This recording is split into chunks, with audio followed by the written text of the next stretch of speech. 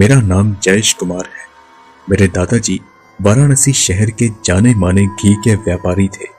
मेरे पिताजी राजेश कुमार को हमारे खानदानी व्यापार में कोई खास दिलचस्पी नहीं थी, इसलिए उन्होंने वकालत की पढ़ाई की और वकील बन गए। हम सभी लोग एक ही घर में रहते हैं। मेरे दोनों चाचा पिताजी के साथ ही उनके ऑफिस में काम करते हैं। लेकिन एक दिन जब मैंने अपनी सबसे छोटी चाची का असली रूप देखा, तब मेरी जिंदगी नर्क से भी बदतर हो गई। मेरी छोटी चाची सबसे ज्यादा झगड़ालू और जहरीली स्वभाव की थी। उन्हें घर का काम करने में और बड़ों की इज्जत करने में कोई दिलचस्पी नहीं थी। हर रोज वह मेरे दादा दादी को अपमानित किया करती थी और उनकी गतिविधियां भी काफी संदिग्ध थीं। एक बार जब रात के 3 बजे मेरी नींद खुली तो मैंने खिड़की से बाहर झांक कर देखा कि मेरी छोटी चाची अपने बाल खोलकर बरामदे में खड़ी आसमान की तरफ देखकर कुछ बड़बड़ा रही है। मैं फौरन नीचे गया और देखा कि उनके मुंह पर खून लगा हुआ है और उनके हाथ में मरी हुई बिल्ली का एक सिर है और दूसरे हाथ में बिल्ली का शरीर था। अपनी चाची का ये वहशतनाक रूप देखकर मेरा पूरा शरीर सुन्न पड़ गया। डर के मारे मेरी चीख निकल गई। मेरी किस्मत खराब थी कि मेरी चाची ने मुझे वहां देख लिया। वह तुरंत उसी हाल में मेरे पीछे भागने लगी, लेकिन मैं किसी तरह वहां से भाग निकला और अपने कमरे के खिड़की दरवाजे बंद कर लिए। पूरी रात मैं इसी डर से सो नहीं पाया कि कहीं वो मुझे कोई नुकसान ना पहुंचा दे। सुबह के समय जब मैंने दरवाजा खोला तो मेरी सांसें थम गई। मेरी छोटी चाची दरवाजे के सामने खड़ी मुझे गुस्से से घूर रही थी। उन्होंने मुझे धमकी दी कि अगर मैंने रात वाली बात किसी को भी बताई तो वह मेरा भी यही हश्र करेंगी। उनकी यह धमकी सुनकर मेरी रातों की नींद हराम हो गई। मुझे हर पल यही डर लगा रहता था कि कहीं मेरी चाची घर में किसी की जान ना ले ले। लगभग 1 हफ्ते बाद फिर से मेरी नींद रात को 3 बजे खुली। बरामदे में दोबारा से कुछ आवाजें सुनाई देने लगी।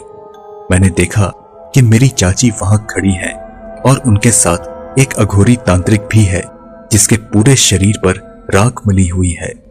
इस बार मुझसे रहा नहीं गया। मैंने फौरन शोर मचाया और पूरे घर को वहीं इकट्ठा कर लिया। मेरे दादा दादी, मम्मी पापा, मंझले चाचा, छोटे चाचा और मंझली चाची फौरन उठ गई और वे सभी नीचे बरामदे में आ गए। छोटी चाची और उस अघोरी को हम सबने घेर कर खूब धोया और अगले ही दिन छोटे चाचा ने चाची को तलाक दे दी।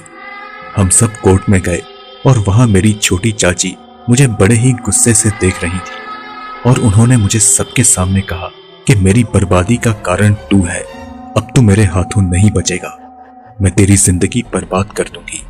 वह अचानक मुझ पर झपटने लगी कि तभी मेरे पिताजी और मेरे दोनों चाचा मेरे आगे खड़े हो गए और उन्होंने चाची को धक्का देकर पीछे कर दिया। चाची की धमकी सुनकर मैं पूरी तरह हिल गया। हम सब अदालत से वापस आ गए।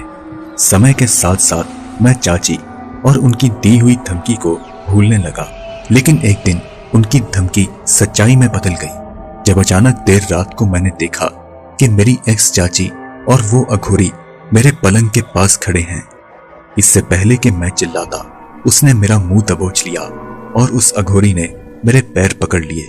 फिर चाची ने कैंची से मेरे कुछ बाल काटे और मेरी उंगली में सुई घुसाकर मेरे खून के कुछ कतरे ले लिए और अलमारी से मेरे कुछ कपड़े निकालकर अपनी थैली में भर लिए और वे दोनों मुझे पलंग से नीचे गिराकर भाग निकले। मैंने खूब शोर मचाया, सब इकट्ठे हुए, लेकिन तब तक वे दोनों भाग चुके थे। हमने तुरंत पुलिस कंप्लेन की, लेकिन उनका कुछ पता नहीं चला। मुझे अब भी समझ नहीं आता कि मेरी एक्स चाची मेरे बाल, खून और कपड़ों के साथ क्या करने वाली हैं। कुछ लोग कहते हैं कि मैली विद्या करने वाले लोग अपने शिकार की चीजों के जरिए उसे वश में कर लेते हैं और उसे डरा सकते हैं, उसका खून चूस सकते हैं, उसे बीमार कर सकते हैं और यहां तक कि उसकी जान तक ले सकते हैं। भगवान ही जाने कि मेरे साथ क्या होगा। यूं तो इस घटना को काफी साल गुजर चुके हैं, लेकिन आज भी मैं डर के साए में जी रहा हूं। दोस्तों, मुझे उम्मीद है कि आपको ये कहानी पसंद आई होगी। अगर आप ऐसी ही और कहानियां सुनना चाहते हैं तो मुझे इंस्टाग्राम पर या फिर डिस्क्रिप्शन में दिए गए ईमेल पर भेज सकते हैं।